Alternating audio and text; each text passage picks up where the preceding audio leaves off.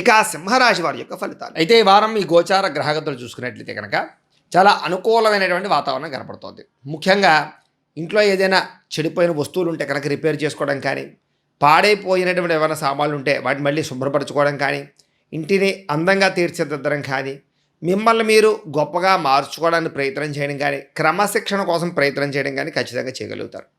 ఇక ఇతర దేశాల్లో ఉండే భారతీయులందరూ కూడా సమయానికి అవసరానికి పనులు పూర్తవుతాయి. గ్రీన్ కార్డులు కానీ, లేకపోతే అక్కడ ఏదైనా ఇన్వెస్ట్మెంట్ చేయాలనుకున్నా, ఇల్లు కట్టాలనుకున్నా, ఉద్యోగం మారాలనుకున్నా చాలా అనుకూలంగా కనపడుతోంది. సమయానికి అనుకున్న పనులు పూర్తి చేయడమే కాదు, క్రమశిక్షణతో ఉండడమే కాదు, కొత్త పనులు నేర్చుకోవడానికి బాగా ప్రయత్నం చేస్తారు. అన్నిటికన్నా ముఖ్యంగా ఆర్థికంగా బలపడడానికి, డబ్బు బాగా సంపాదించడానికి, అనవసరమైన ఖర్చులు తగ్గించుకోవడానికి చాలా ప్రాధాన్యతనిస్తారు ఈ వారం అని ఖచ్చితంగా చెప్పచ్చు.